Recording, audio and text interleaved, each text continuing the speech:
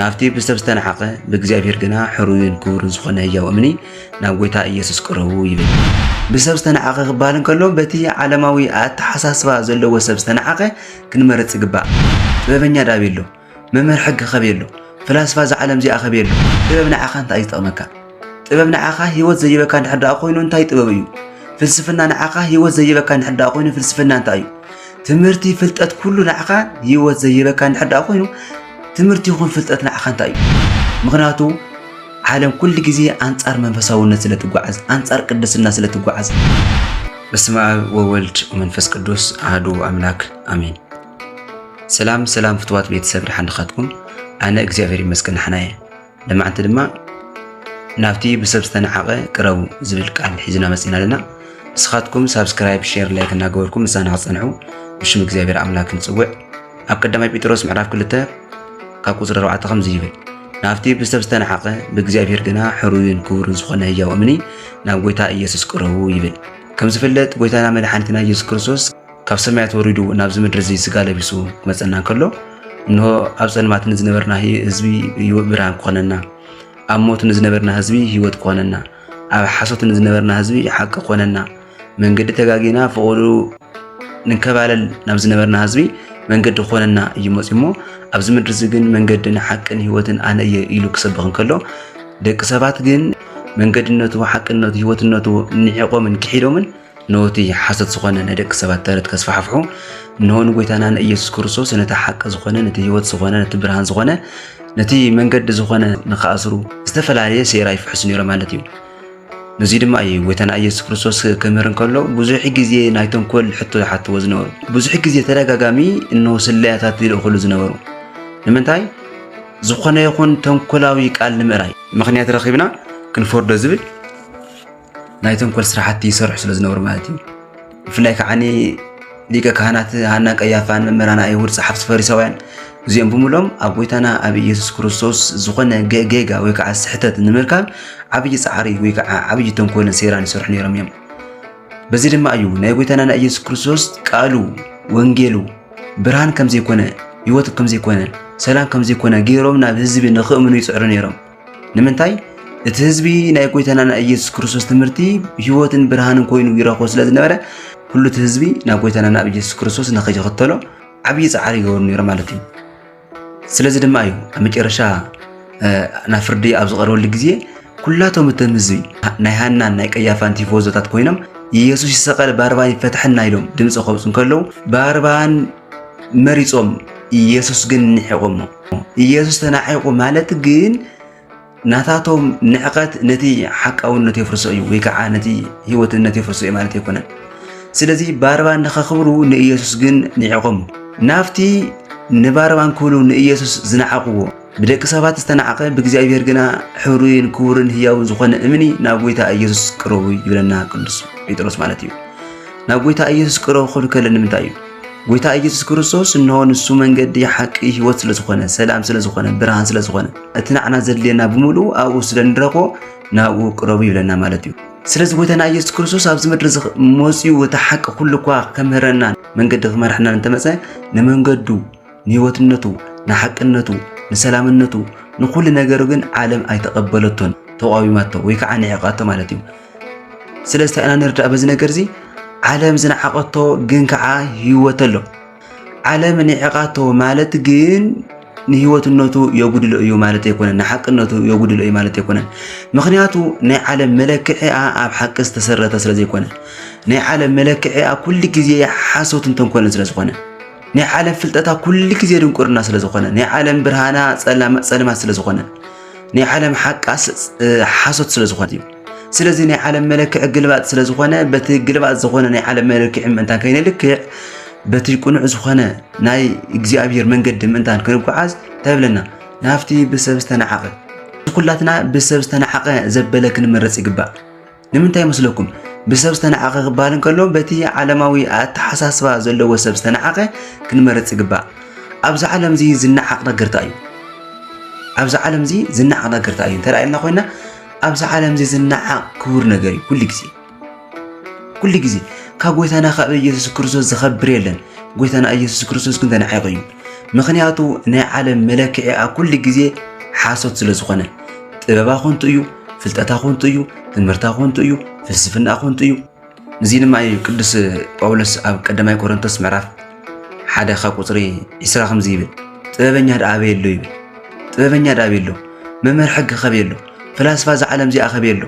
ኣምላኽ ዶ ንጥበብ ዘዓለም እዚኣ ዕሽነት ይገብሮን ይብል ጥበበኛ ዳኣበየሎ ምክንያቱ ኣብዚ ዓለም እዚ ናይ ዘዓለም እዚ ጥበብ ወኒነ ኣለኹ ዝብል ኣካል እንድሕር ደኣ ኮይኑ ጥበበኛስ ኣበየለኻ ጥበበኛ ተትህሉ ነርካማ እንታይ ኮንካ ዘይፈለጥካዮ ንክርስቶስ መምህር እንተትህሉ ነርካስ እንታይ ኮንካ ንክርስቶስ ዘይፈለጥካዮ ፈላስፋ ናይ ዘዓለም እዚኣ እንተትህሉ ነርካስ እንታይ ኮንካ ንክርስቶስ ዘይፈለጥካዮ ምክንያቱ ጥበብ ንዓኻ እንታይ ይጠቕመካ ጥበብ ንዓኻ ህይወት ዘይበካ እንድሕር ደኣ ኮይኑ እንታይ ጥበብ እዩ ፍልስፍና ንዓኻ ህይወት ዘይበካ እንድሕር ደኣ ኮይኑ ፍልስፍና እንታይ እዩ ትምህርቲ ፍልጠት ኩሉ ንዓኻ ህይወት ዘይበካ እንድሕር ደኣ ኮይኑ ትምህርቲ ይኹን ፍልጠት ንዓኻ እንታይ እዩ ስለዚ ፈላስፋ በየሎ ክብል እንከለታይ ማለት እዩ ፈላስፋ እንተዝህሉ ነይሩሲ መፈለጦ ነይሩ ንክርስቶስ ጠቢብ እንተዝህሉ ነይሩሲ ንክርስቶስ መፈለጦ ነይሩ ጠቢብ ስለዘየለ ፈላስፋ ስለዘየለ ምሁር ስለዘየለ ንመን የፈለጦን ንክርስቶስ የፈለጦን ንምንታይ ናይዚ ዓለም እዚ ጥበብ ድንቁርና እዩ ናይዚ ዓለም እዚ ፍልጠት ድንቁርና እዩ ጥበብ መንፈሳዊ ግን ናብ ሓቂ ዝመርሐካ መንፈስ ቅዱሳዊ ስለዝኾነ ማለት እዩ ስለዚ በዚ ናይዚ ዓለም እዚ መለክዒ ክንልክዕ ኣይግባን ናይዚ ዓለም እዚ መለክዕ ኩሉ ግዜ ኣንጻር ስለዝኾነ ማለት እዩ ኣንጻር ስለዝኾነ እቲ ህይወት ዝኾነ ብምሉእ እናናሓቐ ናብቲ ሞት ዝኾነ ናብ መርፂ ስለዝኸይድ ስለዚ ታንገብር ይግባና ዓለም ኩሉ ግዜ ግልባጥ ዝኾነ መለክዕ እያ ትልክዕ እንድሕር ደኣ ኢልና ኮይና በቲ ዓለም ትልክዐሉ መለክዕ እንተይኮንና ክንልክዕ ዝግባአና በቲ ትኽክል ዝኾነ ንህይወትና ክጠቕመና ዝኽእል መለክዒ በቲ ብእግዚአብሔር ዝኾነ መለክዒና ክንልክዑ ዝግባአና በቲ ቃል ኣምላኽና ክንልክዑ ዝግባአና ስለዚ ዓለም ዝነዓቐቶ ዘበለ ኩሉ ክቡር ነገር እዩ ስለዚ ነቲ ዓለም ዝነዓቐቶ ክቡር ዘበለ ብምሉ ክንቅበሎ ይግባአና ኣብዚ ምድሪ እዚ እኳ ክርእ ከለናስ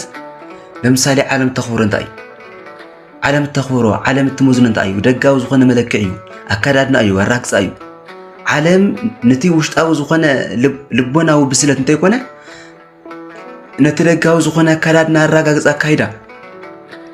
እያ ተኽብር እንድሕር ደኣ ኢልና ኮይና ነቲ ውሽጣዊ ዝኾነ ናይ ስነ ልቦናዊ ብስለት ንዕኻ ነቲ ደጋዊ ዝኾነ ነፀብራቕ ነቲ ኣካዳድና እያ ተኽብር እንድሕር ደኣ ኢልና ኮይና ንሕና ከዓ ኣንጻር ዓለም ብምቋም ነቲ ኣካዳድና እንተይኮነ ነቲ ኣራግፃ እንተይኮነ ነቲ ውሽጣዊ ዝኾነ ናይ ስነ ልቦናዊ ብስለት ኢና ክንምርፅ ዝግባእ ዓለም እንድሕር ተሓሲማቶ ንሕና ክንመርፆ ይግባእ ዓለም እንድሕር ነፂጋቶ ንሕና ክንቅበሎ ይግባእ ምክንያቱ ዓለም ኩሉ ግዜ ኣንጻር መንፈሳውነት ስለትጓዓዝ ኣንጻር ቅድስና ስለትጓዓዝ ዓለም ቅዱስ ኢላ ዝተቐበለቶ ነገር እንድሕር ሃልዩ ኮይኑ ንሕና ክንነፅጎ ይግባእ ምክንያቱ ዓለም ቅዱስ ትብሎ ነየና እዩ ነቲ ርኩስ እዩ ዓለም ቅዱስ ኣይኮነን ርኩስ ኢላ ዝነፀጎቶ ነገር እንድሕር ሃልዩ ኮይኑ ንሕና ክንቅበሎ ይግባእ ምክንያቱ ዓለም ርኩስ ትብሎ ነቲ ቅዱስ ስለዝኾነ ናይ ዓለም መረዳድኣን ኣተሓሳስባን መለክዕን ኩሉ ግዜ ግልባእ ስለዝኾነ በቲ ናይ ዓለም መፍትሒት ኣይኮንና ክንጓዓዝ ዝግባእ በቲ መንፈሳዊ ዝኾነ ኣብ ማቴዎስ ምዕራፍ 7 እኳ ተዳሪእና ኮይናስ ጎይታና ኢየሱስ ክርስቶስ ክልተ ዓይነት መንገዲ ከም ዘለዎ ዝሕብረና ምክንያቱ ካብዘን ክልተ ዓይነት መንገዲ እታ ገፋሕ ዝተባሃለት ብዙሕ ሰብ ዝኸደላ እዩ እዚ ኩሉ ሰብ በኣ ዝኸይድ መጨረሽኡ ሞት ከም ዝኾነ ይነግረና እዩ ብጣዕሚ ዝገርም ነገር ግን እንታይ እዩ እዚ ኩሉ በታ ገፋሕ መንገዲ ዝኸይድ ሰብ ነታ ፀባብ መንገዲ ይንዕቃ እዩ እዚ ኩሉ ሰብ በታ ገፋሕ መንገዲ እናኸደ ነታ ፀባብ መንገዲ ግን ዝንዕቃ እንድሕር ደኣ ኮይኑ ንሕና ነታ ፀባብ መንገዲ ክነኽብራን ክንቅበላን ይግባእ ምክንያቱ ናይዚ ዓለም እዚ ኣካይዳ ርድኢታዊ እንተይኮነ ስምዒታዊ ቲፎዛዊ ስለዝኾነ ማለት እዩ ንኣብነት እንድሕር ሪእና ኮይናስ ኣብዚ ዓለም እዚ ሰብ ኩሉ ብናይ ባዕሉ ርድኢት ይጓዓዝ ዘለ ማለት ኣይኮነን በዝሒ ናብ ዝኸዶ ደድሕሪኡ ምዝምባል እዩ በዚ ህዝቢ እንድሕር ዳ ብዙሕ ህዝቢ ጨብ ቢለን ጭጭወሉ ምስኦም ጨብጫብ እዩ ስለዚ እቲ ዓለም እተንጭብጭወሉ ኩሉ ግዜ እቲ ሕሱሩን ንሑቕን ነገር እዩ ዓለም ናብ ዘጨብጭወቶ እንተይኮናስ እቲ ዓለም ዘንጨብጭወትሉ እናነፀግና እቲ ዓለም ዝተሓሰመቶ ግን ክንቅበሎ ይግባአና ንክርስቶስ እንድሕር ደኣ ንዕቃቶ ንክርስቶስ ንዕቃ ንባርባን እንድሕር ደኣ ኣኽቢራቶ ኮይና ንሕና ንክርስቶስ ክንቅበሎ ይግባእ ንመጽሓፍ ቅዱስ ነቲ ናይ ህይወት ዝኾነ ቃል ተሓሲማ ካልእ ተረት እንድሕር ደኣ ተቐበል ኮይና ነቲ ተረት ተሓሲምና ነቲ ቅዱስ ዝኾነ ናይ እግዚኣብሔር ቃል ክንቅበል ይግባእ ክነኽብሮ ይግባእ ዓለም ዝተሓሰመቶ ዓለም ዝነፀገቶ ኩሉ ግዜ እቲ ሓቂ እቲ ሰላም እቲ ህይወት እዩ ስለዚህ ድማ እዩ ዓለም ክትጸላእኩም እያ ዝበለና ንምንታይ ኣትጸለና ብናታ ሓሳብ ብናታ ድሌት ስለ ዘይንጓዓዝ እዩ ዓለም ዝነጸገቶ ዓለም ዝተሓሰመቶ እናተቀበልና ነቲ ናታ ሓሳብ ግን ስለ ንሕሰሞ ስለ ንነጽጎ ዓለም ኣይትፈትወናን እያ ኣይተቀርበናን እያ ምክንያቱ ዓለም ወገና እያ ተኸብር ወገና እያ ተቀበል ንሕርዳ ኣብዛ ዓለም ዝተኸቢሩ ዝነብር ጽቡቕ ይበል እሰተለኹ እንታይ ጎዲሊ ንዝብል ኣካል ንሕርዳ ኣሊ ኮይኑ ምስ ዓለም ተሰማምዒ ማለት እዩ ምክንያቱ ዓለም ወገና ተኸብር እያ ዓለም ወገና ንዘይኮነ ቦታ ይብላን ስለዚህ ዓለም ምስ ክርስቶስ ምንም ዘራኽብ ሕብረት ስለዚህ የለ ንሕና ናይ ክርስቶስ ዝኾና ንዓለም ክንነጽጋ ይግባእ ነቲ ብደቂ ሰባት ዝተናዓቐ ንዓና ግን ርእሲ ማእዝን ዝኾነና ንዓና ግን መሰረት ዝኾነና ንዓና ግን ጽንዓት ዝኾነና ናብ ጎይታና ናብ ኢየሱስ ክርስቶስ ግን ክንቀርብ ይግባእና ዓለም ድሕዳ ንዕቃቶ ኮይና እንድሕር ተሓሲማቶ ኮይና ንሕና ከዓኒ ናብቲ ዓለም ዝነዓቐቶ ክንቀርብ ይግባእና ስለዚ እቲ ብደቂ ሰብ ዝተናዓቐ ንዓና ግን መሰረት ዝኾነና ጎይታና ኢየሱስ ክርስቶስ እሞ ንኩሉ ዓለም ሓዲግና ናብቲ ህይወት ዝኾነና ናብቲ መንገድና ናብቲ ሓቅና ናብቲ ሰላምና ናብቲ ብርሃንና ዝኾነ ክርስቶስ ክንቀርብ ይዝግባእ